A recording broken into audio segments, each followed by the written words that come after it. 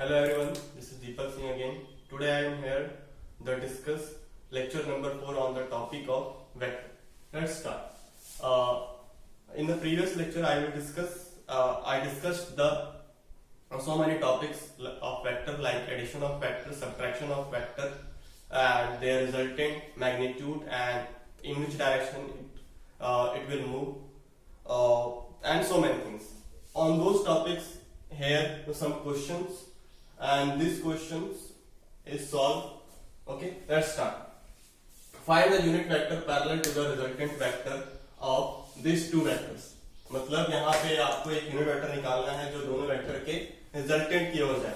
कैसे निकालेंगे हम यहाँ पर रिजल्टेंट कैसे निकालते हैं दो वेक्टर का? पहला क्वेश्चन हमारे पास मान लेते जो पहला वेक्टर हम इसको मान लेते हैं ये ए वेक्टर है, दूसरा वेक्टर जो इसको मान लेते हैं हम बी वेक्टर. दोनों का रिजल्टेंट अगर निकालेंगे तो कैसे निकालेंगे? Resultant it is vector A plus vector B.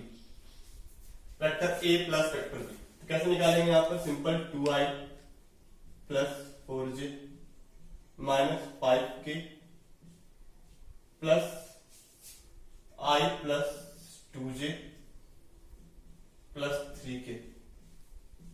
Next task and add it. इसको हम ऐड कर लेते हैं तो ये आ जाएगा आपका 3i plus 6j minus 2k. और हमको क्या निकालना है यहाँ पे? Unit vector parallel to this resultant. तो यूनिट वेक्टर का फॉर्मूला हमारे पास होता है r cap is equal to r vector divide by mod of r. It is very simple. तो यहाँ पे r वेक्टर को हम लिख सकते हैं 3i plus 6j minus 2k divided bye modulus of r it is 3 square 6 square and plus minus 2 का square. हमने लास्ट क्लास में पढ़ चुके हैं किसी वेक्टर का मॉडुलस कैसे निकालते हैं और उसका यूनिट वेक्टर निकालते कैसे हैं. ये तो सारे फॉर्मूला डिस्कस मैं सिंपल फॉर्मूला यूज कर रहा हूँ. तो ये आपका आ जाएगा 3i plus 6j minus 2k divided bye 3 का स्क्वायर 9 प्लस 6 का square 36 plus 4 and under root it will come 3i plus 6j minus 2k divided by it is root under 49. और रूट 49 की जो वैल्यू होती है 7 होती है. तो यहाँ से आपका ये आंसर आ जाएगा. ताकि मैं यहाँ पे आंसर लिख देता हूँ 3i plus 6j minus 2k divided by 7. Let's start again question number 2. Question number 2 कैसे बनाएंगे हम? हमारे पास if vector a vector b and vector c are vectors represented by the sides of a triangle taken in order, then prove that vector a plus vector b plus vector c is equal to 0. देख सकते हैं कि यहाँ पर abc जो है abc vector वो triangle के तीनों साइड को रिप्रेजेंट कर रहा है टेकन इन ऑर्डर. तो यहाँ पे जो फिगर बनेगा इस क्वेश्चन के अकॉर्डिंग क्या ये क्वेश्चन कह रहा है तो इसको हम फिगर से हम देख सकते हैं. मान लीजिए हमारे पास ये ट्रायंगल हो गया. This is triangle is A B C ABC. तो हम यहाँ पे करते हैं इस AB को हम लोग A वेक्टर मान लेते हैं. वेक्टर A से B फिर B से C इसको हम मान लेते हैं B वेक्टर फिर C से A. Taking in order. Taking in order मतलब ये है कि सारा डायरेक्शन एक ही में होना चाहिए, क्लोज बनना चाहिए यहाँ पर. तो यहाँ पे वेक्टर A ये हो गया, वेक्टर B ये हो गया और वेक्टर C ये. तो हमें क्या पता है? Triangle law. ट्रायंगल लॉ में क्या होता है? ट्रायंगल लॉ में ये होता है कि ट्रायंगल के दो साइड्स के वेक्टर को हम जोड़ेंगे तो ये थर्ड साइड के बराबर होता है, लेकिन वो अपोजिट डायरेक्शन में होता है. मतलब triangle law of vector addition use करते हैं. Triangle law of vector addition use कर लेते हैं. यहाँ पे triangle law of vector addition क्या कहता है? ट्रायंगल के दो साइड को मान लेते हैं यहाँ पे ए बी वेक्टर. हमने ए से बी में गए. तरीका है ए से बी में फिर बी से सी में. A B vector plus B C vector मतलब दो वेक्टर को यूज कर रहे हैं. तो ये क्या होगा? थर्ड साइड के बराबर. इन दोनों को छोड़ के ये थर्ड साइड है तो इसको लेकिन हम अपोजिट डायरेक्शन में लेंगे. मतलब अल्टीमेटली ए से बी में गए, बी से सी में गए तो ये ऐड करने पर एक्चुअली कहाँ जाएगा? ए से सी, ए से डायरेक्ट सी. तो यहाँ पे हम लोग यूज करते हैं A B vector is what? It is A vector and it is B C vector is what? B vector and this is AC vector is what? A से C. लेकिन ये क्या है? A से सीधा जा रहा है, C वेक्टर इधर जा रहा है. दोनों क्या अपोजिट डायरेक्शन. तो we can write it minus C vector. तो कितना जाएगा? Vector A plus vector B plus vector C is equal to what? 0. तो ये हो गया हमारे पास question number third it will prove अगर तीनों वेक्टर एक ही क्लोज डायरेक्शन में होगा तो तीनों का सम क्या हो जाएगा आपके पास 0। नेक्स्ट क्वेश्चन नंबर थर्ड हमारे पास कैसा हो जाएगा इसे पहले क्वेश्चन नंबर थर्ड क्या कह रहा है। Question number third if S is the midpoint of the side QR, if S is the midpoint of side QR of a triangle PQR, then prove that the PQ plus PR is equal to 2 vector PS। तो यहां से हम पहले triangle PQR बना सकते हैं। Triangle PQR बन गया आपका, it is P, it is Q, it is R। तो हमारे पास ये हो जाएगा S is the midpoint, S is the midpoint, then it is what PQ, then it is what PR। क्योंकि यहाँ पे PQ और PR यूज हो रहा है तो हमने डायरेक्ट डायरेक्शन क्या लिया है PQ और PR। फिर हम यहाँ पे PS भी यूज हो रहा है तो PS। अब यहाँ पे S क्या है, S मिड पॉइंट है QR का, तो क्या करेगा ये इक्वली बाइसेक्ट कर देगा इसको इक्वली। तो यहाँ पे पहला बात तो ये इक्वली बाइसेक्ट करेगा, तो हम यहाँ पे एक वेक्टर यूज कर सकते हैं यहाँ पर ऐसे, क्योंकि S मिड पॉइंट है तो यहाँ पर इक्वली बाइसेक्ट करेगा। तो we can say it like QS का मैग्नीट्यूड, QS की जो लेंथ है वो बराबर किसकी होगी, SR की। ये हम पहले से पता है कि S हमारा S is the mid point, S is mid point of QR।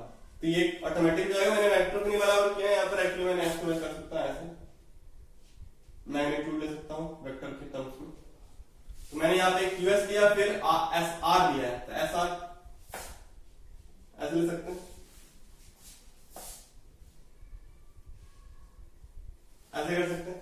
Then apply the देख सकते हैं कि QS और SR दोनों का मैग्नीट्यूड भी सेम है, दोनों का डायरेक्शन भी सेम है। तो क्या हो जाएगा SR इज इक्वल टू, जब दो वेक्टर के डायरेक्शन और मैग्नीट्यूड सेम हो जाए दोनों वेक्टर क्या जाएंगे equal, SR equal to what QS दोनों बराबर हो जाएगा। फिर अप्लाई करते हैं ट्रायंगल ऑफ एडिशन। क्या होता है ट्रायंगल ऑफ एडिशन, ध्यान से देंगे यहाँ पे हम यहाँ पहले इस्तेमाल करते हैं triangle of addition triangle PQS में। ट्रायंगल PQS में आप पहले अप्लाई कर ट्रायंगल ऑफ एडिशन, तो PQS देन P से Q में गए, Q से S में गए, तो क्या हो जाएगा we can write PQ plus PS sorry it is QS is equal to what PS triangle of addition. So मानते हैं इक्वेशन नंबर 1। फिर हमारे पास अप्लाई करते हैं ट्रायंगल PSR में, ट्रायंगल PSR में यूज कर लेते हैं। तो देख सकते हैं यहाँ पर क्या जाएगा PS vector plus SR vector is equal to PR vector, यह आ जाएगा। इसको मानते हैं इक्वेशन नंबर 2। अब यहाँ पे ध्यान रखना है कि क्या यहाँ पर चाहिए, मुझे चाहिए हमको PQ चाहिए हमें, PR चाहिए हमें चाहिए, फिर PS चाहिए, यस PS चाहिए। तो हमें क्या नहीं चाहिए, ये दोनों नहीं चाहिए। क्या करें दोनों को हम इक्वेशन सब्ट्रैक्ट कर ताकि दोनों कट जाए, क्योंकि दोनों बराबर भी है, सब्ट्रैक्ट कर देंगे तो दोनों कट जाएंगे। तो हम यहाँ पे क्या कर लेते हैं, we can remove it. Equation 1 minus equation 2 कर रहा हूं, चलिए तो फिर से PQ plus QS plus PS and then PS plus SR plus PR। Now we subtract it, क्योंकि ये दोनों बराबर भी है और माइनस साइन लग गया है, तो कौन क्या कैंसिल। तो क्या क्या बच रहा है हमारे पास, PQ vector minus PS vector is equal to PS vector minus PR vector. तो यहाँ से ये PS बच जाएगा, PR इधर जाएगा, तो क्या हो जाएगा PQ vector plus PR vector is equal to 2PS। तो हमने यहाँ पे इसको प्रूव कर दिया, तो ये हो जाएगा हमारे पास सिंपल जो which is given which is have to prove PQ plus PR and 2PS। Next we will go to the next questions। Next we have question number 4, 5 and 6 and let's do it। यहाँ पर आपके पास क्या है, ABCD EF is a regular hexagon, prove that ED plus EB plus FC is equal to 4AB vector. तो इसको कैसे prove करेंगे देखते हैं। क्या बोल रहा है यहाँ पे आपको ABCD एक रेगुलर हेक्सागन है, तो पहले आप इसको ड्रॉ कर लीजिए। पहले आप ड्रॉ करेंगे तो यहाँ पर हमारे पास रेगुलर हेक्सागन इस तरीके से हो जाएगा।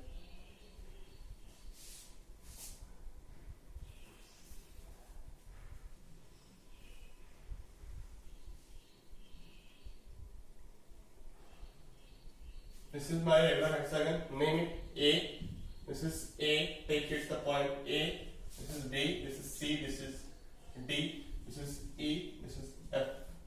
तो यहाँ पे थोड़ा सा हम ध्यान रखेंगे कि रेगुलर हेक्सागन में क्या होता है कि all sides are equal and अगर हम सारे डायगोनल बनाते हैं, मान लीजिए आपने इस AD डायगोनल बनाया, फिर आप BE डायगोनल को बना सकते हैं, फिर आप अगर FC डायगोनल को बना लेते हैं, तो ये सारे डायगोनल क्या होते हैं, एक ही पॉइंट पे मीट करते हैं और ये सारे डायगोनल के जो छोटे छोटे पार्ट्स हैं ये सारे इक्वल होते हैं। ये रेगुलर हेक्सागन का एक नोन थिंग्स है जो हमें पता होना चाहिए, पहले से नोन होता है, ठीक है। और क्या होता है, ये जो BC और ये FE है और साथ में ये जो AD है, ये तीनों क्या होता है आपस में पैरेलल। फिर ये जो FC है वो AB और DE के पैरेलल। फिर अगर आपका ये अगर देखा जाए BE, वो क्या होगा, ये भी आपका पैरेलल होगा CD और AF के। ये सब चीजें हमें याद रखना है। फिर हम देखेंगे तो BC और ये जो AD है, दोनों के लेंथ में 2 टाइम्स का फर्क है। मतलब BC जो अगर 1 यूनिट होगा तो ये जो हमारा AD है वो 2 यूनिट होगा, दुगना होता है AD। तो इन सब चीजों को याद रखना है सॉल्व करने के लिए इसको। तो पहला आपको क्या बोला गया है, AD वेक्टर। तो नेम इट AD वेक्टर कैसे होगा, ये हमारा AD वेक्टर, हम इस पॉइंट को वो कह देते हैं। तो हम यहाँ पर AD वेक्टर ये हो जाएगा हमारा, ये A से D चला गया पहला। फिर EB वेक्टर, E से B, ये E से B चला गया, E से B। फिर हमारे पास क्या है FC वेक्टर, तो यहाँ पे एक्चुअली हुआ क्या है, FC वेक्टर। एक्चुअली हो क्या रहा है कि सारे डायगोनल्स का सम निकाला जा रहा है, ठीक है। इसका समेशन कितना आना चाहिए, ये 4AB वेक्टर। तो इसको हम देख सकते हैं, पहला क्या है, पहला हमारे पास LHS को यूज कर लेते हैं पहले। LHS is what, it is AD plus EB plus FC vector. तो हमारे पास AD वेक्टर क्या हो जाएगा, A से D। A से D में हम यहाँ पे सकते हैं कि A से D हमको जाना है, तो polygon law of addition use कर लेते हैं। A से D जाने के लिए हम पहले तो हम क्या करेंगे, A से B में जाएंगे, फिर B से C में जाएंगे, फिर C से D में जाएंगे। तो यहाँ पे AD वेक्टर क्या होगा, polygon law of addition use कर रहे हैं। A से D जाना है तो क्या यूज करेंगे, यहाँ पर polygon law of addition last class में हो चुका है, वही यूज कर रहे हैं। A से D में जाना है, कहीं जाएंगे, पहले A से B में जाएंगे, प्लस B से C में जाएंगे, प्लस C से D में जाएंगे। फिर EB वेक्टर, अगर हमको E से B में जाना है तो क्या जाएंगे, पहले हम लोग E से D में जाएंगे, E से D, फिर D से C में, फिर C से D में जाएंगे। तो अल्टीमेटली चल लेते हैं यहाँ पर, ये E से D में गया, फिर D से C में गया, फिर C से D में गया, फिर FC अगर हम देखें तो FC हमारे पास क्या है, FC FC is parallel to the AB। दोनों में क्या फर्क है कि AB का डायरेक्शन इस तरफ है और FC का डायरेक्शन इस तरफ है। तो अगर ये FC AB के दुगना है तो हम यहाँ पे लिख सकते हैं क्या, we can write it 2AB, क्योंकि यहाँ पे हमको RHS AB के टर्म्स लाना है, तो यहाँ पे पहले से हम इसको AB के टर्म्स में ले आते हैं। यहाँ पे याद रखें कि FC क्या है हमारे पास, according to figure FC is, क्योंकि FC का डायरेक्शन और AB का डायरेक्शन दोनों सेम है, बस दोनों में क्या है, मैग्नीट्यूड का फर्क। और कितना मैग्नीट्यूड का फर्क है कि FC का magnitude 2 times of the AB। तो हम we can write FC is equal to 2AB vector. तो यहाँ पे हम देखते हैं क्या बनता है हमारे पास, ये AB वेक्टर और ये 2AB वेक्टर कितना हो जाएगा, 3AB vector, 3AB vector. Then फिर हमारे पास आप देख सकते हैं कि BC और ये CB दोनों ऐसे कर लेते हैं, BC और ये CB, BC प्लस CB दोनों मैंने एक साथ कर दिए। फिर ये CD और ये DC मतलब एक साथ कर लेते हैं, CD प्लस DC एक साथ कर दिए। फिर यहाँ पर ED हमारे पास देख सकते हैं कि E से D, ये E से D में गया, फिर A से B में गया। मैंने बताया था पहले कि ये दोनों आपस में क्या होता है, पैरेलल। तो वी कैन राइट ED, दोनों का मैग्नीट्यूड भी सेम हो जाएगा। तो जब दोनों पैरेलल है, दोनों का डायरेक्शन सेम है, दोनों का मैग्नीट्यूड सेम है, तो we can write directly ED is equal to AB vector. तो यहाँ मैंने क्या किया, इसको AB वेक्टर से रिप्लेस कर दिया। अब यहाँ पे क्या है, BC vector plus CB vector, ये B से C में गया, फिर C से B में गया। देख सकते हैं कि BC प्लस CB मतलब दोनों एक ही चीज को ऐड हो रहा है, लेकिन अपोजिट डायरेक्शन में, दोनों क्या हो जाएगा, कैंसिल। फिर यहाँ पे सी से डी में, फिर डी से सी में, दोनों ऐड हो लेकिन अपोजिट डायरेक्शन में, दोनों कैंसिल हो जाएगा। एक्चुअली होता है क्या है, ये इस तरीके से लिख सकते हैं, we can write BC is equal to minus of CB। Minus of CB करेंगे तो ये माइनस इधर आएगा तो BC plus CB is equal to 0, तो ये 0 हो जाता है, ये भी 0 हो जाएगा सेम तरीके से। तो हमारे पास ये 0 दोनों, ये जाएगा आपके पास 4AB वेक्टर। इस तरीके से हमने प्रूव कर दिया 4AB, तो ये हमारा हो जाएगा ये RHS के बराबर। इस तरीके से हमने इसको प्रूव कर दिया। Next question number 5। Question number 5 क्या कह रहा है, vectors drawn from the origin to O और from the origin to the points A, B, C and respectively are respectively this and this. तो यहाँ पे हम पहले इसको फिगर ड्रॉ कर लेते हैं। I can remove it.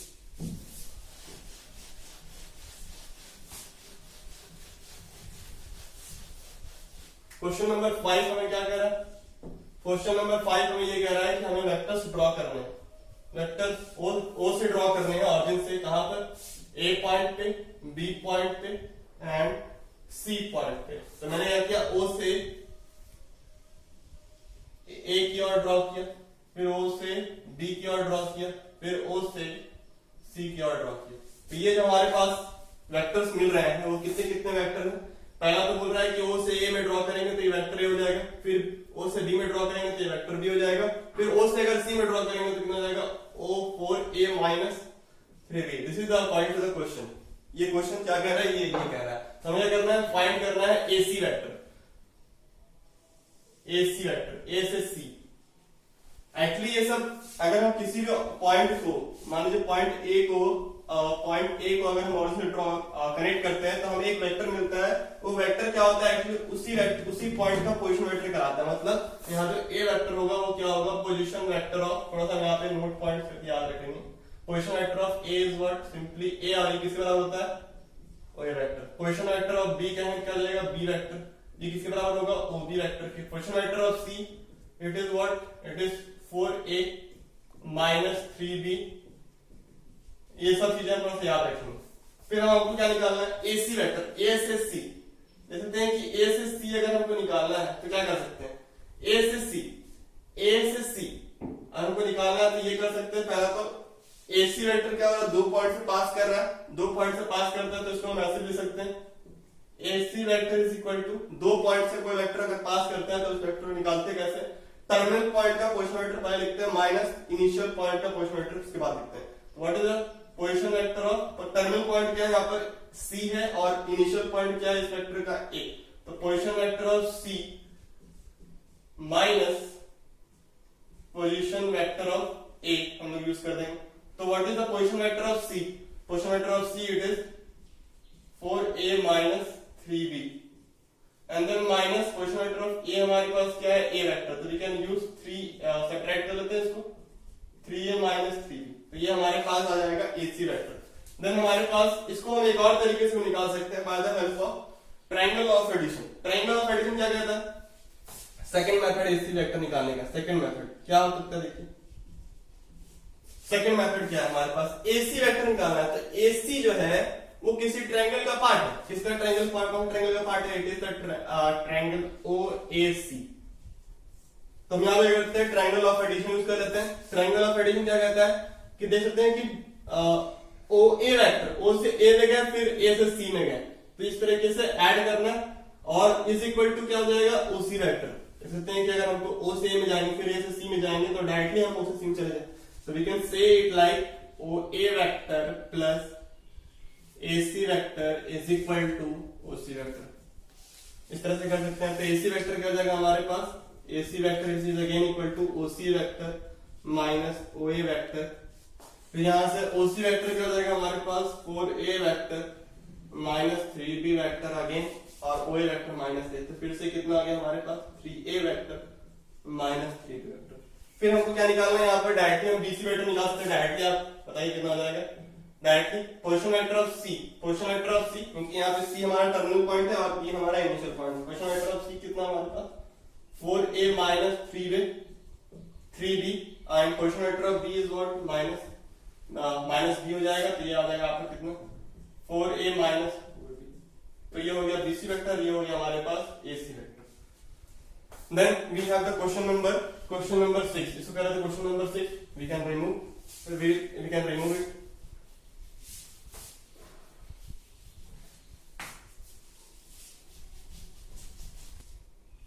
Then हमारे पास क्वेश्चन नंबर 6. क्वेश्चन नंबर 6 क्या कह रहा है? If position vector of vertices of a triangle इतना. पहला पॉइंट में क्वेश्चन वेक्टर ये है, दूसरे पॉइंट में क्वेश्चन वेक्टर ये है, तीसरे पॉइंट में क्वेश्चन वेक्टर ये है. तो हम यहाँ पर बताना है कि ट्रायंगल किस टाइप के. यहाँ पे 4 ऑप्शन दिए आपके पास, बताना है कि ट्रायंगल किस टाइप का है. तो यहाँ पर हम पहले ट्रायंगल मान लेते हैं. यहाँ पर तो ट्रायंगल हम यहाँ पर मान रहे हैं, तो ये हो जाएगा A, this is the B, this is the C.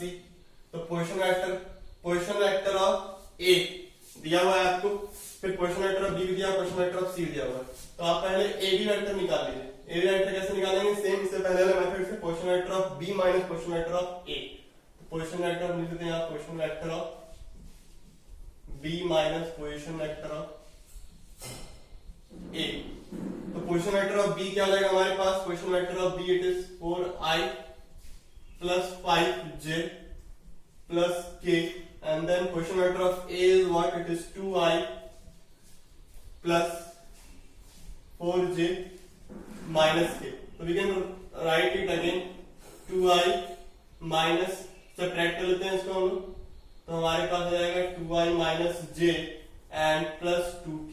यहाँ आगे हमारे पास A वेक्टर. सेम तरीके से हम यहाँ पे BC वेक्टर निकाल लेते हैं. BC वेक्टर में क्या करेंगे हम लोग? Position vector of C minus position vector of B. तो पोजीशन वेक्टर ऑफ C हमारे पास यहाँ पे आ रहा है कि सेम तरीके से. पहला जो है पोजीशन वेक्टर A का पोजीशन वेक्टर है, दूसरा जो है B का पोजीशन वेक्टर है, तीसरा जो है C का. तो position vector of C minus position vector of B. तो पोजीशन वेक्टर ऑफ C हमारे पास क्या है? 3i plus 6j minus 3k, and then minus position vector of B, it is 4i plus 5j plus k. तो ये solve करने पर कितना आ रहा है हमारे पास? Minus i and then 6j minus 5j, it is plus j minus 3k minus k. ये आ जाएगा हमारे पास minus 4k.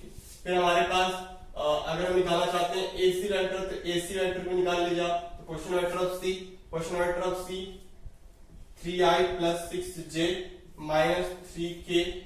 ये आ जाएगा minus again position vector of A 2i and plus 4j minus k. तो सॉल्व करने पर ये हमारा कितना आ रहा है?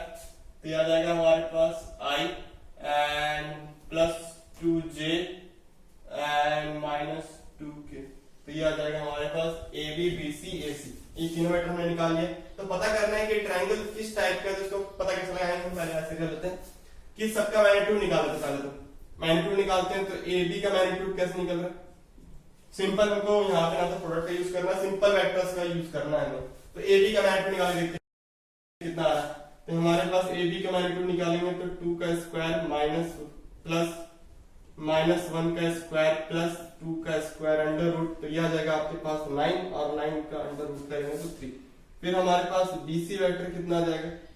BC वेक्टर का मैग्नीट्यूड निकालेंगे तो हमारे पास 1 का स्क्वायर प्लस 1 का स्क्वायर माइनस 4 का स्क्वायर पे आ जाएगा 16 प्लस 2 18. तो 18 का हमारे पास अंडर रूट करेंगे तो आ जाएगा 3 रूट 2. फिर हमारे पास AC वेक्टर का मैग्नीट्यूड निकालेंगे तो ये हमारे पास कितना आ जाएगा? It is I plus 2j. तो अगेन 1 का स्क्वायर प्लस 2 का स्क्वायर माइनस 2 का स्क्वायर. तो ये आ जाएगा हमारे पास 4 प्लस 1. तो ये आ जाएगा 9. तो अंडर रूट 9 का ये वैल्यू होती है. तो देख सकते हैं कि यहाँ पर दो साइड का मैग्नीट्यूड सेम है, मतलब AB और AC का मैग्नीट्यूड सेम है.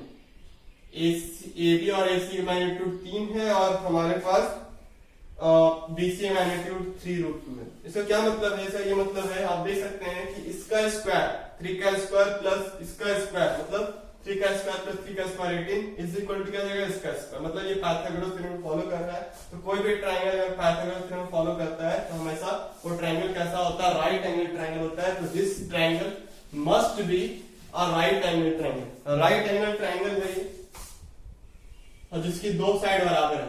दो साइड बराबर है. कौन साइड बराबर है? हमारे पास. और थर्ड साइड हमेशा जो बड़ी है वो क्या होगी? Hypotenuse. Hypotenuse is what? 3 root 2. 3 root 2.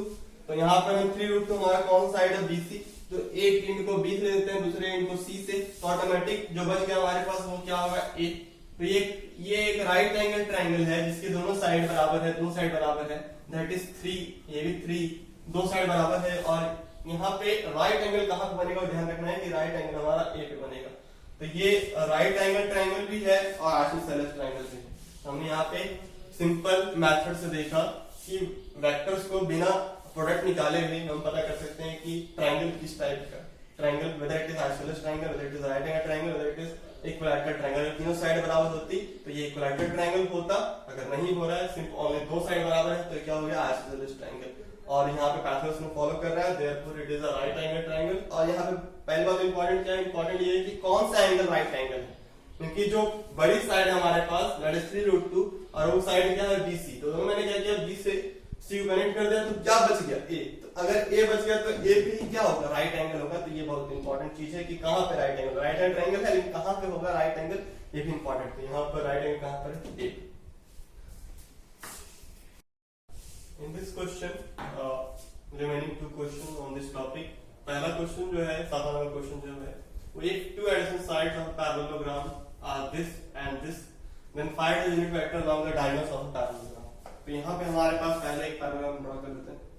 हमारे पास ये हो जाएगा पैराग्राफ, इसमें हमारे पास मान लेते हैं ये हमारे पास A है, B है, C और ये हमारे पास D।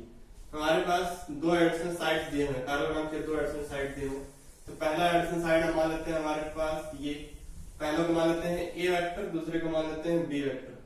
तो यहाँ पे A वेक्टर क्या दिया हमारे पास, A vector it is what 2i plus 4j minus 5k। दूसरा वेक्टर क्या दिया हमारे पास i plus 2j plus 3k।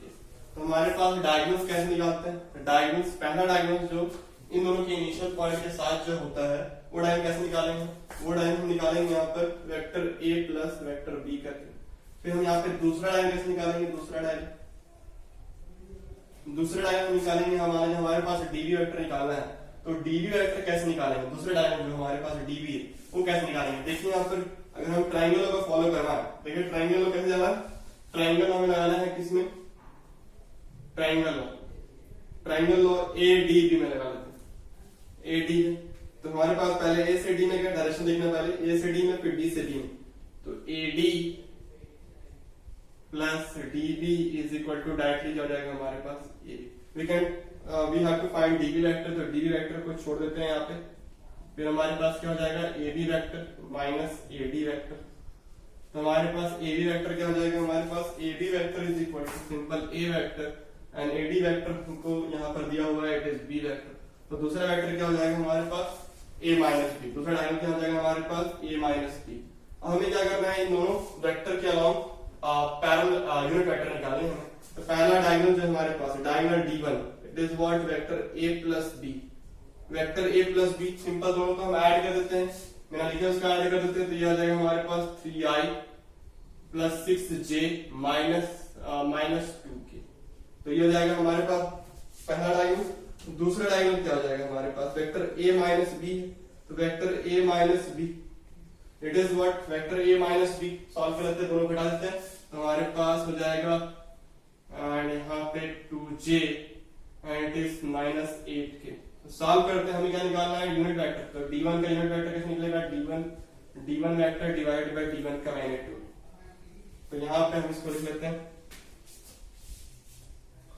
3i plus 6j minus 2k divide by इसका मैग्नीट्यूड। तो इसका मैग्नीट्यूड कितना जाएगा, 3 का स्क्वायर प्लस 6 का स्क्वायर माइनस 2 का स्क्वायर। तो 36 4 40 और 9 49, इसका रूट कितना जाएगा 7 हमारे पास। तो 3i plus 6j minus 2k divide by 7। ये आ गया हमारे पास D1 का यूनिट वेक्टर। D2 का यूनिट वेक्टर कैसे निकालेंगे, सिंपल D2 वेक्टर लिख देंगे डिवाइड बाय D2 का मैग्नीट्यूड। इस तरीके से हम D2 कैप पे निकाल सकते हैं, D2 का मैग्नीट्यूड निकाल सकते हैं simple. In this question number 8 में देखते हैं क्या दिया हुआ है। पहला बोल रहा है कि A वेक्टर और B vector are any two vectors then give the geometrical interpretation of the relation. ये रिलेशन हमारे पास दिया हुआ है, इसका ज्योमेट्रिकल मीनिंग क्या है इसको देख लेते हैं। तो अगर हम मानते हैं कोई भी A वेक्टर यहाँ पे दिया हुआ है और कोई भी B वेक्टर हमारे पास यहाँ पे दिया हुआ है, दोनों क्या फ्री वेक्टर है, तो कहीं से किसी को उठा के हम रख सकते हैं। हम यहाँ पे करते हैं, दोनों को हम रख देते हैं। किस तरह से रखते हैं, दोनों का इनिशियल पॉइंट सेम हो जाए, इस तरीके से रखते हैं। तो ये हो जाएगा हमारे पास ए वेक्टर, ये हो जाएगा हमारे पास बी वेक्टर। तो हमने ये किया, दोनों वेक्टर की मदद से हमने क्या किया, यहाँ पे एक पैराग्राम बना दिया है। पैराग्राम नहीं ऐसे ले सकते हैं, इसके पैरेलल हमने यहाँ लाइन ड्रॉ कर दी, इसके पैरेलल हमने यहाँ पे एक लाइन ड्रॉ कर दी, इस तरीके से। तो यहाँ पर ए वेक्टर हो गया, ये बी वेक्टर हो गया। तो हमारे पास, हमको पता है according to the previous problem, हमारे पास जो प्रीवियस प्रॉब्लम उसकी वजह से क्या दिख रहा है हमको, उसका ये दिख रहा है कि ये डायगोनल जो होगा, ये डायगोनल क्या है, वेक्टर ए प्लस बी, और दूसरा डायगोनल जो हमारे पास वो क्या है, वेक्टर ए माइनस बी। देख सकते हैं कि ए प्लस बी का मतलब क्या है और ए माइनस बी का मतलब, ए प्लस बी का मतलब आप रिप्रेजेंट कर रहे हैं इस पैराग्राम का ए डायगोनल को, ए माइनस बी का मतलब आप दूसरे डायगोनल रिप्रेजेंट कर रहे हैं। लेकिन क्या दिया हुआ, दोनों का मैग्नीट्यूड सेम, मतलब दोनों डायगोनल का मैग्नीट्यूड सेम, मतलब दोनों डायगोनल मैग्नीट्यूड से मतलब एक ऐसा पैराग्राम जिसमें मैग्नीट्यूड डायगोनल के बराबर है, मतलब length of diagonals, length of diagonals are equal in parallelogram। ये किसके वजह से आया, बिकॉज हमको दिया हुआ है vector a plus B is equal to vector a minus B, पहले से दिया हुआ है। इसका मतलब ये है कि एक ऐसा पैराग्राम जिसका डायगोनल्स का लेंथ बराबर होगा, तो ये रिप्रेजेंट कर रहा है। तो ऐसी कौन सा पैराग्राम होता है, ऐसा कौन सा पैराग्राम जिसका लेंथ डायगोनल्स का लेंथ बराबर होते ही, और ऐसे में सिर्फ और सिर्फ दो ऐसे फिगर बनते हैं जिसमें डायगोनल्स का लेंथ बराबर होता है। एक होता है हमारे पास स्क्वायर और एक होता है हमारे पास रेक्टेंगल। तो दो ऐसे फिगर होते हैं, पैरेललोग्राम होते हैं, both are the parallelogram in a special parallelogram in which the length of diagonals are equal.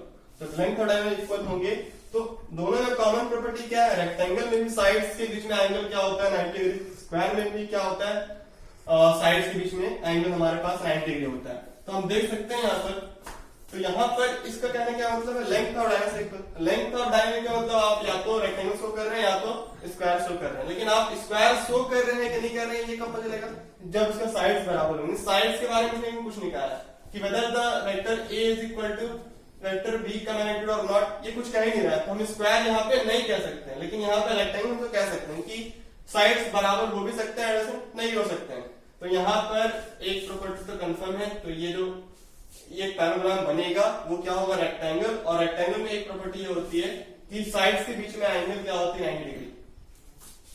Therefore हम ये कह सकते हैं कि पैरेललोग्राम जो होगा हमारे पास, पैरेललोग्राम जो होगा हमारे पास, parallelogram is a rectangle, is a rectangle. Rectangle होगा तो क्या होगा, साइड के बीच में एंगल 90 डिग्री होगी, मतलब वेक्टर ए और vector B are perpendicular, vector B and vector A are perpendicular. हम देख सकते हैं कि इसका ज्योमेट्रिकल इंटरप्रिटेशन क्या निकला, इसका ज्योमेट्रिकल इंटरप्रिटेशन ये निकला। सिर्फ ये कहने का क्या मतलब है, इसका मतलब ये है कि दोनों के बीच में हम एंगल कह सकते हैं 90 डिग्री। इसको आप एक ऐसे तरीके से भी कह सकते हैं, कैसे, अगर आप दोनों का स्क्वायर कर देते हैं, दोनों का स्क्वायर कर देते हैं, इसको आप सेकंड मेथड से बना सकते हैं।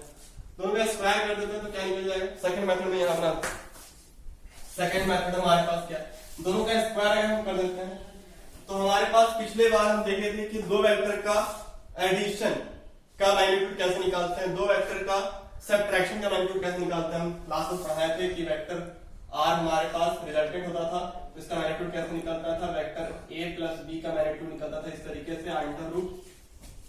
सेकंड मेथड हम पढ़ा रहे क्वेश्चन नंबर 8 का सेकंड मेथड क्या है, second method it is vector A का मैग्नीट्यूड का स्क्वायर प्लस वेक्टर बी का मैग्नीट्यूड का square plus 2a plus vector B का magnitude cos theta. cos theta क्या होती है, दोनों वेक्टर के बीच में एंगल।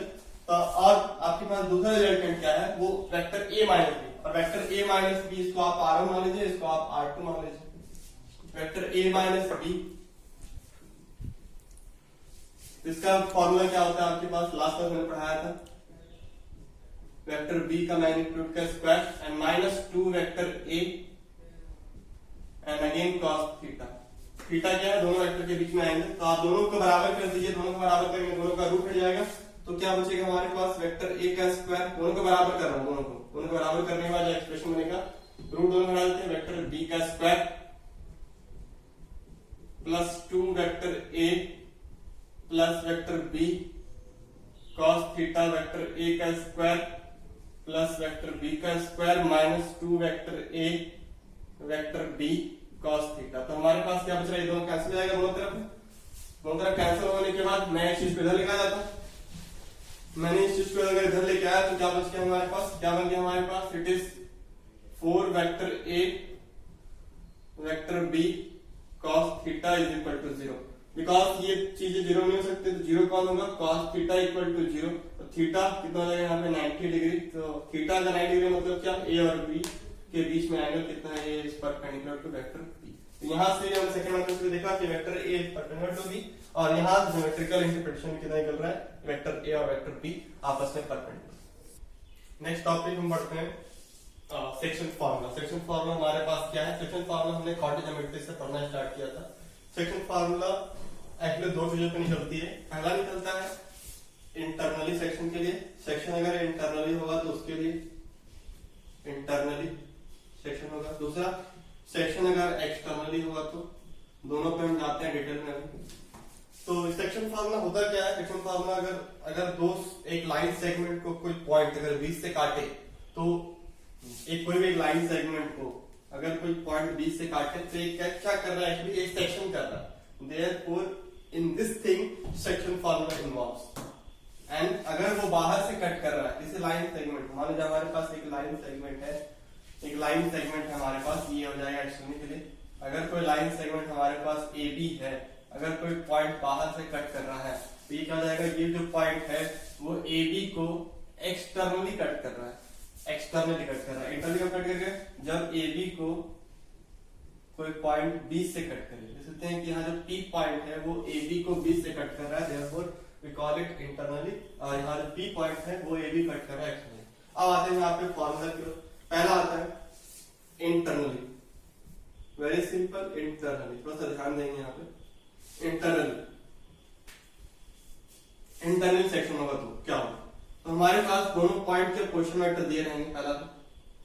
पहला तो पोजीशन वेक्टर दिए रहेंगे ए बी, और अगर कोई पॉइंट इसको इस लाइन सेगमेंट को आगे कट कर रहा है, मान लीजिए यहाँ पे पी पॉइंट इस लाइन सेगमेंट को कट कर रहा है, कट करेगा तो किसी खास रेशो में कट करेगा, तो किसी खास रेशो में कट करेगा तो किस रेशो में कट कर रहा है, तो यहाँ पे हम गिवन कर देते हैं कि P point P divides AB in the ratio of m:n internally। देखिए मैंने यहाँ पे क्या कह दिया, इंटरनली भी कह दिया और रेशियो भी कह दिया। इसे कहने क्या मतलब, ऐसे कहने का मतलब ये है कि आप AB को डिवाइड कर रहे हैं तो किस रेशियो में डिवाइड कर रहे हैं, तो यहाँ पे m:n क्या होगा, AP/BP इज इक्वल टू ये हो जाएगा m/n। इसका मतलब ये है m/n का मतलब है, m/n का ये मतलब है कि आपने AP का मैग्नीट्यूड डिवाइड बाय BP का मैग्नीट्यूड आपने बराबर दोनों का रेशियो निकाला। याद रखना AP वेक्टर का मैग्नीट्यूड और BP वेक्टर का मैग्नीट्यूड आपने क्या किया है, दोनों को रेशियो बना के ये m/n कर दिया। तो यहाँ पर हम मान लेते हैं कि A पॉइंट का पोजीशन वेक्टर क्या होगा A, B पॉइंट का पोजीशन वेक्टर क्या होगा B। तो इस P पॉइंट का पोजीशन वेक्टर अगर R है तो इसको कैसे निकालेंगे इन टर्म्स ऑफ A और B, कैसे निकालेंगे इसमें। पोजीशन वेक्टर कैसे निकलता है, तो किसके रेस्पेक्ट निकलता है, हमेशा ऑरिजिन के रेस्पेक्ट निकलता है। तो मान लेते हैं हमारे पास ऑरिजिन यहाँ पर, तो अगर ये A का पोजीशन वेक्टर है, अगर वेक्टर A का पोजीशन वेक्टर है तो कैसे निकालेंगे इसका, ये मतलब क्या मतलब, इसका ये मतलब है O A वेक्टर निकालेंगे तो ये A का पोजीशन वेक्टर हो जाएगा। अगर हम P का पोजीशन वेक्टर निकालें तो मतलब क्या है, मतलब ये। अगर हम B का निकालें क्या मतलब है, मतलब ये। तो ये हो जाएगा हमारे पास OA वेक्टर, ये हो जाएगा हमारे पास OP वेक्टर, ये हो जाएगा हमारे पास देख सकते हैं OB वेक्टर। फिर हमारे पास AP वेक्टर A से P में चले गए, P से B में, तो यहाँ पे BP यूज किया तो हम B से P में जाएंगे। फिर हमारे पास देख सकते हैं यहाँ पे है क्या, यहाँ पे हमको क्या दिखाई दे रहा है, देख सकते हैं। अगर हम यहाँ पे A वेक्टर लिख रहे हैं, A वेक्टर क्या मतलब है, A वेक्टर का मतलब यहाँ पे ये है OA वेक्टर। यहाँ पर B वेक्टर क्या मतलब है, यहाँ पर OB वेक्टर। फिर यहाँ पे R वेक्टर क्या मतलब है, OP वेक्टर। इसको मैंने डेटा लिख दिया है। फिर हमारे पास यहाँ पे बस हमको यूज करना है क्या, AP/BP। AP/BP का मैग्नीट्यूड हमने कितना लिखा है, m/n। बहुत ध्यान देंगे यहाँ पर। अगर हम मैग्नीट्यूड का रेशियो मुझे पता है तो इसको हम ऐसे लिख सकते हैं, AP vector, we can write it like AP vector का magnitude is equal to m by n of BP vector का मैग्नीट्यूड। आप देख सकते हैं कि दोनों के मैग्नीट्यूड में m बाई n का फर्क है, ठीक है, लेकिन दोनों के डायरेक्शन में कितना फर्क है देख सकते हैं कि MAP इधर जा रहा है, BP इधर जा रहा है, दोनों का डायरेक्शन क्या है अपोजिट। अगर हम दोनों को कोरिलेट करेंगे तो एक डायरेक्शन पक्का नेगेटिव आएगी, मतलब दोनों को अगर कोरिलेट करेंगे तो we should make it by the use of minus है। मतलब अगर हम लिखना चाहेंगे तो AP vector is equal to क्या लिख सकते हैं minus of m by n।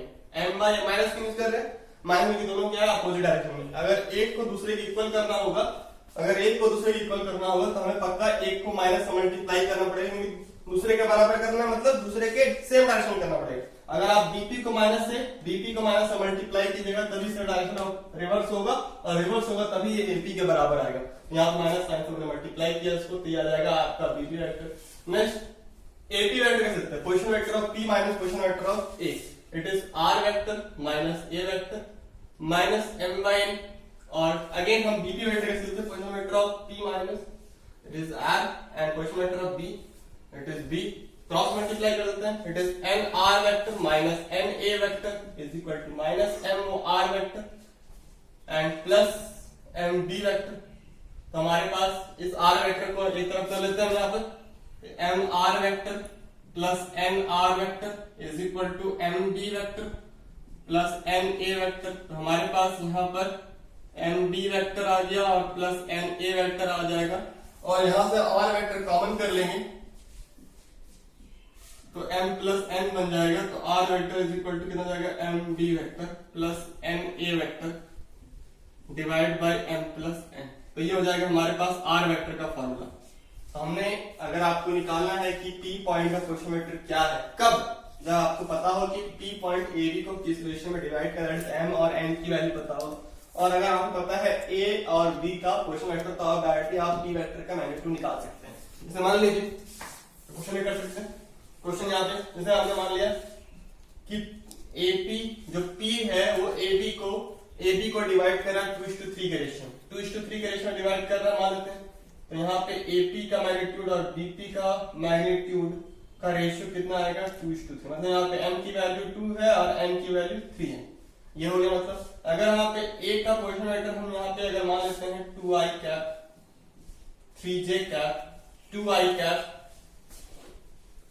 A vector का पोजीशन वेक्टर मानते हैं यहाँ पर A वेक्टर हमारे पास A पॉइंट का पोजीशन वेक्टर मानते हैं 3i plus 2j plus k, और B वेक्टर का हम मान लेते हैं यहाँ पर i minus 2j plus 3k मान लेते हैं। तो हमारे पास यहाँ पे R वेक्टर कैसे निकालेंगे, सिंपल यूज द फॉर्मूला। तो यहाँ पर m की वैल्यू कितनी है, हमारे पास फॉर्मूला क्या है mb vector plus na vector divided by m plus n।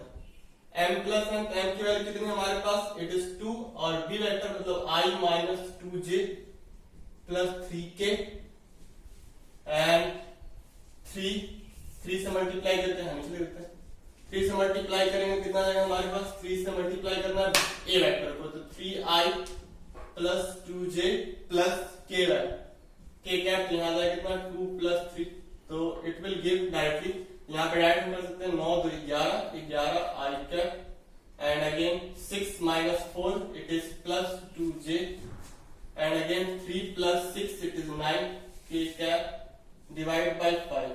तो ये आ गया आपके पास r वेक्टर का r मतलब p पॉइंट का पोजीशन वेक्टर हमने निकाल लिया इस तरीके से। अब नेक्स्ट हम बढ़ते हैं एक्सटर्नली के लिए, एक्सटर्नल डिवीजन कैसे करते हैं हम। एक्सटर्नल डिवीजन में क्या होता है, एक पॉइंट हम यहाँ पे ध्यान रखेंगे, what is the difference between them, what is the difference between p point इस केस में अंदर से डिवाइड कर रहा है और उसमें p पॉइंट बाहर से डिवाइड कर रहा है। तो दूसरा हमारे पास क्या है एक्सटर्नली, उसके लिए फॉर्मूला डायरेक्ट कर लेते हैं, क्या है it is externally. External division होगा तो हमारे पास a पॉइंट यहाँ पर है, b पॉइंट यहाँ पे ले लेते हैं, और यहाँ पर हमारे पास p पॉइंट है। तो डिवाइड कर दिया इस तरीके से, we can make it solid line, we can make it dotted line. We have origin here, origin से o कनेक्ट कर देते हैं, ऑरिजिन से b कनेक्ट कर देते हैं, ऑरिजिन से p कनेक्ट कर देते हैं। इसका पोजीशन वेक्टर कितना होगा r, इसका पोजीशन वेक्टर कितना होगा हमारे पास b, इसका पोजीशन वेक्टर कितना होगा हमारे पास a। अब यहाँ पे p पॉइंट डिवाइड्स, यहाँ पे फिर से p divides the AB in the ratio of A B को डिवाइड कर रहा है इन द रेशियो ऑफ m:n। तो m यहाँ पे m:n कैसे डिवाइड कर रहा है? एक्सटर्नली डिवाइड कर रहा है। यहाँ पे एक्सटर्नली करने का मतलब कौन सा रेशियो दिया हुआ है? ध्यान देंगे यहाँ पर हमेशा रेशियो निकालने के लिए p को a से पहले कनेक्ट करेंगे, फिर p को b से कनेक्ट करेंगे। मतलब यहाँ पर भी क्या दिया हुआ है? AP वेक्टर का magnitude divided by BP vector का magnitude is again is equal to m/। ठीक है, अब यहाँ पे AP वेक्टर क्या होगा? इसी डायरेक्शन में, BP वेक्टर भी क्या होगा? इसी डायरेक्शन में। हमने A से P में कनेक्ट किया, डायरेक्शन ये हो जाएगा, फिर B से P में कनेक्ट किया, डायरेक्शन इधर हो जाएगा। दोनों का डायरेक्शन सेम है, तो दोनों का डायरेक्शन सेम होगा तो सारी स्टेप सेम होगी, बस यहाँ पे क्या हो जाएगा? प्लस। यहाँ पे क्या हो जाएगा? प्लस, फिर यहाँ पर प्लस, फिर हम यहाँ पे यहाँ से हम स्टेप चेंज कर लेते हैं। स्टेप्स अगर चेंज करेंगे तो हमारे पास क्या हो जाएगा? It is nr vector, na vector, it is mr vector, it is mb vector. Then यहाँ से हमारे पास इसको इधर कर लेते हैं, मैं r वेक्टर इधर कर लेता हूँ, सिंपल एक बन जाएगा mr vector minus nr vector, इसको इधर कर लेता हूँ, तो mb vector plus n minus na vector. फिर हम यहाँ पे r वेक्टर कॉमन कर लेते हैं, तो r वेक्टर कॉमन कितना हो जाएगा? m minus n। फिर यहाँ पे कितना हो जाएगा? mb vector minus na vector. Then हमारे पास r वेक्टर को हम निकाल लेते हैं यहाँ से, तो r वेक्टर हमारे पास कितना हो जाएगा? mb vector na vector divided by m minus n। तो this is the formula for externally. इसमें केस में कैसे निकालेंगे? r वेक्टर का हमको निकालना है, तो simply use the minus sign in the previous case of the internally. Here we will, हम यहाँ पे यूज कर रहे थे प्लस साइन, यहाँ पे क्या यूज करेंगे? इस केस में यूज करेंगे माइनस साइन। क्वेश्चन वैसे बन जाएगा सिंपल इसी तरीके से। नेक्स्ट हम लोग कुछ क्वेश्चन देख लेते हैं, इसके बाद क्या क्या क्वेश्चन दिया हुआ है। Next we have some question on the topic of section formula. Section formula की हेल्प से हम लोग कुछ और फार्मूला ड्राइव कर सकते हैं। कौन कौन सा फार्मूला है? मान लीजिए आपको कोई दो पॉइंट का मिड पॉइंट निकालना है, मिड पॉइंट का क्वेश्चन वेक्टर निकालना है। मान लीजिए आपके पास ए और बी दिया हुआ है, और यहाँ पे जो सी पॉइंट है वो ए बी का मिड पॉइंट है, तो सी वेक्टर कैसे निकालेंगे? इसका क्वेश्चन वेक्टर ध्यान रखें यहाँ पर कि ए हमारा क्या है? यहाँ पर A vector is the question vector of A. हमेशा यहाँ क्वेश्चन वेक्टर को यूज कर रहे हैं, क्वेश्चन वेक्टर अगर यूज करेंगे तो क्वेश्चन वेक्टर ही निकलेगा। तो यहाँ पर ए इसका क्वेश्चन वेक्टर है, बी इसका क्वेश्चन वेक्टर है, और तो इसका क्वेश्चन अगर सी है तो सी बराबर क्या हो जाएगा? सी इसका मिड पॉइंट है, तो यहाँ पे मिड पॉइंट फार्मूला की वजह से vector A plus B by 2। और किसी ट्राइंगल का अगर हमको सेंट्रॉइड निकालना है, सेंट्रॉइड मान लीजिए हमारे पास कोई ट्राइंगल ए बी सी है, इसका सेंट्रॉइड अगर जी है, तो सेंट्रॉइड कैसे निकालेंगे? इसका सेंट्रॉइड निकालना, सेंट्रॉइड का पोजीशन वेक्टर निकालना। याद रखिएगा पोजीशन वेक्टर यूज करेंगे तो पोजीशन वेक्टर निकलेगा। इस सेंट्रॉइड का पोजीशन वेक्टर निकालना है, position vector of G, G is what? Centroid. तो सेंट्रॉइड का फार्मूला कैसे निकलेगा? सेंट्रॉइड फॉर्म निकालने के लिए हमको ए पॉइंट का पोजीशन वेक्टर चाहिए, बी पॉइंट का पोजीशन वेक्टर चाहिए, और सी पॉइंट का पोजीशन वेक्टर चाहिए। तो सेंट्रॉइड फार्मूला क्या होता है? तीनों पोजीशन वेक्टर का sum, vector A plus vector B plus vector C by 3, ये हो जाएगा सेंट्रॉइड का formula. Next we have incentre. Incentre में कैसे निकालते हैं? किसी भी ट्राइंगल का अगर हमको इन सेंटर का कोऑर्डिनेट चाहिए, इन सेंटर का वेक्टर चाहिए, तो क्या करेंगे? यहाँ पर देख सकते हैं कि यहाँ पर अगर हमको इसी ट्राइंगल का इन सेंटर चाहिए, तो इन सेंटर का पोजीशन वेक्टर, अगर आई इसका इन सेंटर है तो इन सेंटर का पोजीशन वेक्टर कितना निकलेगा? ए वेक्टर, ए का पोजीशन वेक्टर, साथ में बीसी का मैग्नीट्यूड, बीसी वेक्टर का मैग्नीट्यूड, फिर बी वेक्टर, बी के सामने वाले, बी वेक्टर सामने वाले क्या है? एसी, एसी वेक्टर का मैग्नीट्यूड, फिर सी वेक्टर, सी वेक्टर के सामने वाला क्या है? ए बी वेक्टर का मैग्नीट्यूड, डिवाइडेड बाय क्या हो जाएगा? तीनों साइड्स के लेंथ का sum, BC plus AC plus A B का मैग्नीट्यूड। हमने यहाँ पे इन सेंटर का फॉर्मूला, ऐसे इन सेंटर का कोऑर्डिनेट या फिर इन सेंटर का पोजीशन वेक्टर निकालना, तो ऐसे निकालना।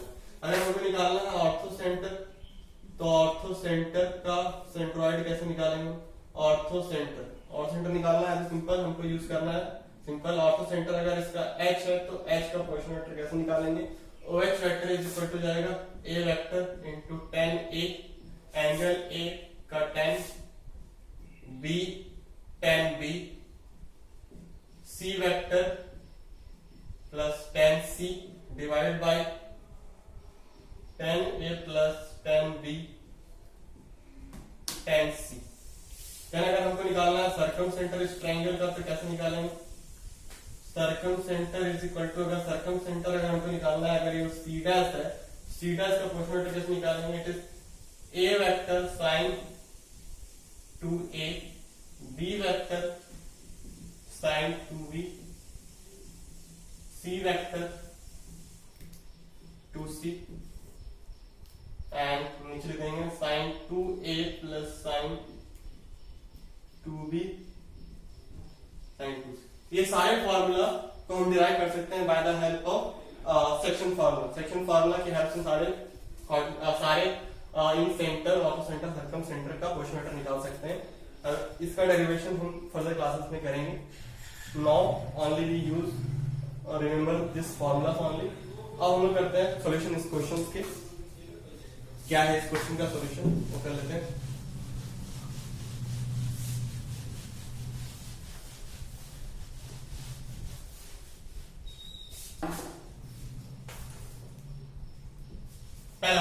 पहला क्वेश्चन में क्या है हमारे पास? D E F are the mid points of the sides B C. कोई भी ट्रायंगल हमारे पास, मानते हैं हमारे पास कोई भी ट्रायंगल है यहाँ पर ए बी सी। हमारे पास बीसी का जो मिड पॉइंट है वो डी है, फिर हमारे पास एसी का जो मिड पॉइंट है वो ई है, फिर हमारे पास यहाँ पर एबी का जो मिड पॉइंट है वो एफ है। तो ये हो जाएगा इक्वल, ये वाला इक्वल और ये दोनों इक्वल। ठीक है, तो ये इक्वल जाएगा। फिर हमारे पास यहाँ पे क्या प्रूफ करना है? ओए वेक्टर प्लस ओबी वेक्टर प्लस ओसी वेक्टर। तो यहाँ पर ओ हमारा एनी पॉइंट दिखा रहा है, लेकिन हम ओ के यहाँ पे क्या मान चलेंगे? ऑरिजिन मान चल लेते हैं। ओ ए, ओ हमारे पास ऑरिजिन है, तो यहाँ पे ये हो जाएगा ओबी वेक्टर, यहाँ पे ये हो जाएगा ओए वेक्टर, फिर यहाँ पे ये हो जाएगा ओसी वेक्टर, फिर यहाँ पे क्या हो जाएगा? ये ओडी वेक्टर, यहाँ पे क्या हो जाएगा? ये ओई वेक्टर, यहाँ पे क्या हो जाएगा? ये ओएफ वेक्टर। तो हमको क्या पता है? मिड पॉइंट का फार्मूला पता है। अगर हमको ओडी वेक्टर निकालना है तो हम यहाँ पे मिड पॉइंट फार्मूला सेक्शन का क्या है वो यूज कर लेते हैं। सेक्शन फार्मूला मिड पॉइंट वाला, ठीक है, उसको यूज कर लेते हैं। ओडी वेक्टर, ओडी क्या है? बी और सी का मिड पॉइंट है, तो we can write OD as OB vector portion vector of B plus portion vector of C divide by 2। फिर अगर हमको ओई निकालना है, अब यहाँ पे ई क्या है? एसी का मिड पॉइंट, तो OA vector plus OC vector divide by 2। फिर यहाँ पे एफ क्या है? Mid point of A B, तो O F vector is equal to OA vector and O B vector portion vector of A plus portion vector of B by 2। अब यहाँ पे ये करेंगे, सबको हम ऐड कर देते हैं। ऐड कर देंगे तो क्या निकल जाएगा हमारे पास? ऐड कर देने पर ओडी प्लस ओई प्लस ओएफ। अगर हम ऐड करेंगे तो नीचे क्या हो जाएगा हमारे पास? 2 ओबी प्लस ओसी प्लस ओए एंड ओए, ओसी प्लस ओए प्लस ओसी प्लस ओए प्लस ओबी। हम देख सकते हैं कि यहाँ पर सारे वेक्टर 2 टाइम है, ओबी भी 2 टाइम, ओए भी 2 टाइम है और ओसी भी 2 टाइम है। सबका 2 कॉमन करके नीचे वाला 2 से कैंसिल हो जाएगा। अल्टीमेटली रिजल्टेंट क्या निकलेगी? OD vector plus OE vector plus OF vector is equal to OA vector, क्योंकि 2 टाइम्स है, 2 कॉमन निकल के नीचे वाले से कैंसिल हो जाएगा। तो यहाँ पे हमारे पास ये बन जाएगा। ठीक है, ये हमको प्रूव करने बोला हुआ था तो हमने इसको प्रूव कर दिया। नेक्स्ट क्वेश्चन हमारे पास क्या है? नेक्स्ट क्वेश्चन की ओर बढ़ते हैं। नेक्स्ट क्वेश्चन हमारे पास क्या है? Question number 2। What is question number 2? Sum of the 2 forces. हमारे पास 2 फोर्सेस है, उनका सम क्या है? हमारे पास इस तरीके से 2 फोर्स है, ठीक है। एक फोर्स का हम F1 वेक्टर मान लेते हैं, दूसरे फोर्स का हम यहाँ पे F2 वेक्टर मान लेते हैं। सम ऑफ द 2 फोर्सेस मतलब दोनों फोर्सेस का मैग्नीट्यूड का सम दिया हुआ है हमारे पास। सम दिया हुआ कितना? ये 18 न्यूटन दिया हुआ, सारे फॉर्मूला पे याद रखेंगे। फिर हमारे पास और क्या था? Resultant and resultant whose direction is, दोनों वेक्टर का resultant whose direction is right angles to the smaller force. मान लेते हैं यहाँ पे स्मॉलर फोर्स, हम यहाँ पे मान लेते हैं कि F2 हमारा जो फोर्स है वो स्मॉलर है, स्मॉलर क्या होगा, F2 का जो वैल्यू होगा वो लेस देन क्या होगा, F1। दोनों का मैग्नीट्यूड, F2 का magnitude is less than, must be less than, because हम यहाँ पे F2 क्या मान रहे हैं, स्मॉलर फोर्स।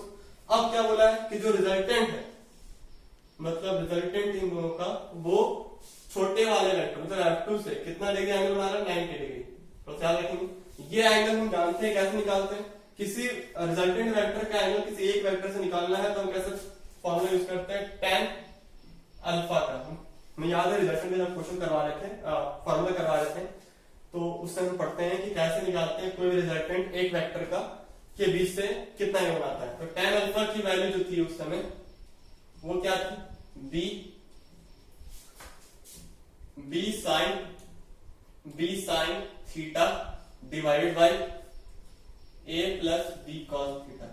यहाँ पर a और b दो वेक्टर थे और b हमारे पास अल्फा जो था, हमारे पास alpha is the angle between r vector and a vector, मतलब जिसके साथ एंगल बनाता है वो a वेक्टर यहाँ आ जाएगा। a वेक्टर का यहाँ मैग्नीट्यूड यूज कर रहे हैं तो tan अल्फा यहाँ यूज कर लेते हैं। तो tan alpha is equal to, अगर हम F1 और F2 वेक्टर बीच में निकालना चाहते हैं, ठीक है, F1 और F2 वेक्टर बीच में निकालना चाहते हैं तो क्या हो जाएगा हमारे पास b, जिसके साथ एंगल नहीं बनाएगा, मतलब किधर बना रहा है, इट इज F1 के साथ ये एंगल नहीं बना रहा है तो sin theta, F1 sin theta divided by a हमारे पास जिससे ये एंगल बनाएगा, F2 के साथ एंगल बना रहा है F2 plus b is what, हमारे पास b क्या है, हमारे पास b जिसका एंगल नहीं बना रहा है F1 प्लस cos थीटा। फिर हमारे पास अल्फा की वैल्यू उसने क्या दे दिया है, 90 डिग्री। तो अल्फा की वैल्यू 90 डिग्री क्या होगी, 1/0, इंफिनिटी पे होता है लेकिन हम यहाँ पे इसको cot अल्फा में कन्वर्ट करके 0 कर लेते हैं, cot अल्फा 0 हो जाएगा। तो ये ऊपर से जाएगा, तो ऊपर से जाने के बाद किसकी वैल्यू क्या हो जाएगी, F2 vector plus F1 vector cos theta is equal to what, 0। तो यहाँ लिख सकते हैं कितना, F2 vector is equal to minus of F1 cos theta. We can write it minus F1 of cos theta, या फिर इसको हम ऐसे लिख सकते हैं F1 cos theta equals to minus F2। ये हम यूज करेंगे, इसको हम इक्वेशन नंबर 1 मानते हैं, इसको हम इक्वेशन नंबर 2। अब यहाँ पे क्या जाएगा, right angles to the smaller force and is equal to 12 newton. मतलब रिजल्टेंट की वैल्यू कितनी हमारे पास, इट इज 12 न्यूटन, मतलब रिजल्टेंट का जो मैग्नीट्यूड होगा वो हमारे पास 12 न्यूटन दिया हुआ है। तो रिजल्टेंट हम कैसे निकालते हैं, रिजल्टेंट अगर हमको निकालना है सिंपल, हम r vector is equal to, we can write F1 vector plus F2 vector. तो यहाँ पे दोनों का मैग्नीट्यूड क्या जो होगा, r वेक्टर का magnitude it means F1 vector plus F2 vector का magnitude it is equal to what, 12 newton. इसको हम कैसे निकालते हैं, इसका वैल्यू हम ऐसे निकालते हैं, F1 का स्क्वायर मैग्नीट्यूड, F1 का मैग्नीट्यूड का स्क्वायर, F2 का मैग्नीट्यूड का square plus 2 F1 into F2 और दोनों के बीच में एंगल का कॉस, तो यह आ जाएगा 12। इसको हम ऐसे लिख सकते हैं, कितना लिखते हैं इसको, अगर लिखना है तो F1 F2, इसको कैसे कर लेते हैं, F1 का स्क्वायर प्लस F2 का स्क्वायर, और यहाँ पे अगर हमको यूज करना है what is minus F1 cos theta, F1 और cos थीटा को साथ में लेंगे तो कितना आएगा, माइनस F2। तो we can write here minus 2F2 का square under root it is equal to 12। Solve करेंगे कितना आएगा हमारे पास, 12 आ चुका है। सॉल्व करेंगे, यहाँ पे आ जाएगा आपके पास F1 का स्क्वायर माइनस F2 का स्क्वायर इज इक्वल टू, दोनों स्क्वायरिंग कर देते हैं हम, ये आ जाएगा 144।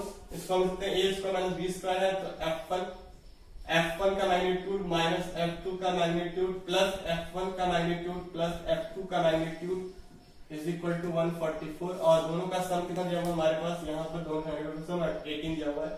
तो F1 वेक्टर का मैग्नीट्यूड माइनस F2 वेक्टर का मैग्नीट्यूड का इक्वल टू जाएगा, ये डिवाइड हो जाएगा तो 144 बाई 80। तो ये हमारे पास कैंसिल हो जाएगा, तो इसको हम कैंसिल कर लेते हैं। तो यहाँ पे 6 से कैंसिल करते हैं,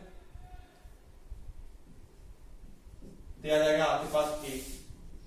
F1 का मैग्नीट्यूड माइनस F2 का मैग्नीट्यूड इज इक्वल टू 8। तो ये इक्वेशन नंबर 3 और इक्वेशन नंबर 1 और 3 से हमारे पास जो वैल्यू होगी, सॉल्व करेंगे, सिंपल बेसिक चीजें हैं, कर सकते हैं इसको। तो F1 का वैल्यू ये 13 आ जाएगा, सॉल्व करने पर F1 की वैल्यू 13 आ जाएगी और F2 की वैल्यू हमारे पास कितनी आ जाएगी, 5। तो ये हमको इस तरह से इक्वेशंस को करना है। यहाँ पे ये फॉर्मूला में याद रखना है कैसे यूज करते हैं, इसका डायग्राम को रिवाइज कर लेना, तभी आपके पास एक क्वेश्चन बनेगा। ये मैंने करवा दिया है प्रीवियस लेक्चर में, आप देख सकते हैं उसको। अब आगे हम बढ़ते हैं, एक क्वेश्चन और है जो हमारे पास एंगल बाइसेक्टर का है, उसकी ओर बढ़ते हैं। नेक्स्ट हमारे पास जो क्वेश्चन है वो एंगल बाइसेक्टर है। क्या दिया क्वेश्चन में यहाँ पे, the vector C directed along the bisector of the angle between the vectors A and B, और साथ में क्या दिया हुआ, वेक्टर सी का मैग्नीट्यूड दिया हुआ, तो हमें यहाँ पे वेक्टर सी निकालना है। वेक्टर सी कितना है, वेक्टर सी कितना होगा, देख सकते हैं कि एंगल बाइसेक्टर कॉन्सेप्ट क्या था। अगर आपके पास वेक्टर ए ऐसे दिया हुआ है, वेक्टर बी ऐसे दिया हुआ है, तो एंगल बाइसेक्टर हम कैसे निकालते थे, एंगल बाइसेक्टर निकालना है तो एंगल क्या करता था, दोनों को बाइसेक्ट कर देता था। तो एंगल बाइसेक्टर अगर हमको निकालना है तो कैसे निकालेंगे, हमने कॉन्सेप्ट पढ़ा था कि एंगल बाइसेक्टर निकालना है आपको, तो पहले आप क्या कीजिए, दोनों वेक्टर के यूनिट वेक्टर को ले लीजिए, बी के अलोंग बी का यूनिट वेक्टर, ए के अलोंग ए का यूनिट वेक्टर, फिर दोनों का अगर हम रिजल्टेंट लेंगे ए कैप प्लस बी कैप, ये कितना आ जाएगा, ये आ जाएगा आपके पास ए कैप प्लस बी कैप, और किसके अलोंग जाता है, एंगल बाइसेक्टर के अलोंग, एंगल बाइसेक्टर के अलावा। ये हमने कॉन्सेप्ट पढ़ा दिया था आपको लास्ट क्लास, आप देख सकते हैं लेक्चर वीडियो में आपके पास दिया हुआ vector A cap plus B cap कहाँ जाएगा, एंगल बाइसेक्टर के अलावा जाएगा। तो यहाँ पे सी वेक्टर क्या होगा, सी वेक्टर अगर हमको लिखना है तो सी वेक्टर एंगल बाइसेक्टर की ओर जा रहा है, तो इसको हम लिख सकते हैं A cap plus B cap. हम direct A cap plus B cap नहीं लिख सकते क्योंकि A cap plus B cap में कितना मैग्नीट्यूड आएगा हमको नहीं पता, ठीक है, we can find, but C vector का मैग्नीट्यूड कितना होना चाहिए, 5√6। तो मैं क्या करता हूँ, इसको पहले हम कन्वर्ट कर लेते हैं, इसी वेक्टर को पहले हम कन्वर्ट कर लेते हैं यूनिट वेक्टर में। यूनिट वेक्टर का हम कन्वर्ट कर लेते हैं तो इसका मैग्नीट्यूड कितना हो जाएगा, हमारे पास 1 हो जाएगा, और उसका मैग्नीट्यूड अगर हम इंक्रीज कर देंगे, मतलब 5√6 से मल्टीप्लाई कर देंगे, तो ऑटोमेटिक वो सी वेक्टर के बराबर हो जाएगा। तो हम यहाँ पे लिखते हैं, इसको हमने ए कैप प्लस बी कैप करने के बाद उसको हमने मैग्नीट्यूड से डिवाइड कर दिया, ताकि ये क्या बन जाए, ये एक ऐसा वेक्टर है जिसका मैग्नीट्यूड से ये डिवाइड हो रहा है। अगर ये डिवाइड होगा तो कैसा बन जाएगा, यूनिट वेक्टर। यूनिट वेक्टर का मैग्नीट्यूड कितना होता है, 1। दोनों का डायरेक्शन सेम है, बस दोनों के मैग्नीट्यूड में डिफरेंस है। सी वेक्टर का मैग्नीट्यूड कितना होना चाहिए, 5√6। तो मैंने यहाँ पे इसको मल्टीप्लाई कर दिया 5√6। अब सी वेक्टर कहाँ जाना चाहिए, vector C must be go in the direction of angle bisector.